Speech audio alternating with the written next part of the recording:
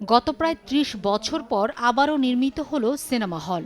অত্যাধুনিক digital sound আর আরাম করে এসিতে বসে পরিবার নিয়ে সিনেমা দেখার আনন্দ উপভোগ করতে নিউ রওশন টকিজ নামে সিনোপ্লেক্সের উদ্বোধন হয়েছে।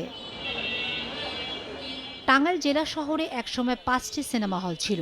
৯০ দশকে সিনেমা হলে দর্শকদের উপচে পড়া ভিড় থাকলেও সময়ের পরিবর্তনে একবিংশ শতাব্দীর পর থেকেই সিনেমার ধস নামতে শুরু করে। দিন যতই যায় আস্তে আস্তে দর্শক খরায় সিনেমা হল মালিকরা। একসময় সিনেমা হলের ব্যবসা থেকে মুখ ফিরিয়ে নেন হল মালিকরা।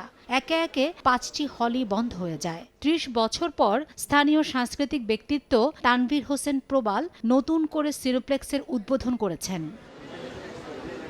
উদ্বোধনী অনুষ্ঠানে টাঙ্গাইলের রাজনৈতিক, সামাজিক ও সাংস্কৃতিক ব্যক্তিরা উপস্থিত ছিলেন। দর্শক ও আগত অতিথিরা এমন আয়োজনে খুশি হয়েছেন। পাশাপাশি ঐতিহ্যবাহী সাংস্কৃতিক নগরীতে সিনেমার আনন্দ উপভোগ করার সুযোগ সৃষ্টিতে হল মালিককে সাধুবাদ জানিয়েছেন। দীর্ঘ কতটা বছর পর যে সিনেমা হলে আসছি, ছবি দেখতেছি, সেটা বলে বোঝাতে পারবো না। সিনেমার আসলে পরিবেশ ছিল না, এখন সুন্দর একটা পরিবেশ হয়েছে। ঠান্ডায় বসে একদম ভালো একটা পরিবেশে হল পেয়েছি, এজন্য ধন্যবাদ হল কর্তৃপক্ষকে। আগে তো সিনেমা হলে ছিল সিগারেটের গন্ধ, গরম আবহাওয়া। এখন আমরা এসি রুমে বসে সিনেমা দেখতে পাচ্ছি, ফ্যামিলি নিয়ে দেখতে পারবো আশা করি। যদি শিক্ষণীয় কিছু বিষয় এখানে তুলে ধরা হয় প্রতিটা সিনেমাতে, নাটকগুলোতে, তাহলে মনে হয় ছেলেমেয়েরা অনেক কিছুই শিখতে পারবে। তানভীর হোসেন প্রবাল ওনার ব্যক্তিগত স্বপ্ন বাস্তবায়নের একটা প্রয়াস। নতুনত্বের মধ্যে হলো সেই প্রথমকে আবার নতুন করে ফিরে পাচ্ছি। সিনেমা হলে আসতে গেলে একটু প্রচারেরও দরকার আছে, সেটা আপনাদের মাধ্যমে অনেক সুন্দর প্রচার হবে। আশার চেয়ে বড় কত যে শব্দটা বললেন, স্বপ্ন। তো আমি আসলে টাঙ্গাইলেরই ছেলে। 5টা সিনেমা হলের নাম বললেন, রূপবাণী, রওশন, কেয়া, মালঞ্চ, রূপসী। ওখানে সিনেমা হল দেখেই বড় হয়েছে আমি। আর যখন থেকে স্বপ্ন দেখেছিলাম বড় হয়ে সিনেমা বানাবো। তো আমি সিনেমা বানিয়েছি, প্রযোজনা করেছি, তার পাশাপাশি টেলিভিশন, ওয়েব বিজ্ঞাপনও তৈরি করি। আমি আমার যতখানি আছে আমার সামর্থ্যে, তার মধ্যে আমি সর্বোচ্চটা দিয়ে চেষ্টা করেছি। আমার ভাই বোন, আমার স্ত্রী, আমার সন্তান, আমার 2-3 জন বন্ধু আমার সাথে আছে। আর সিনেমা হলটাকে আসলেও চালাতে হবে মানুষের। আমরা তো তৈরি করে দিয়েছি।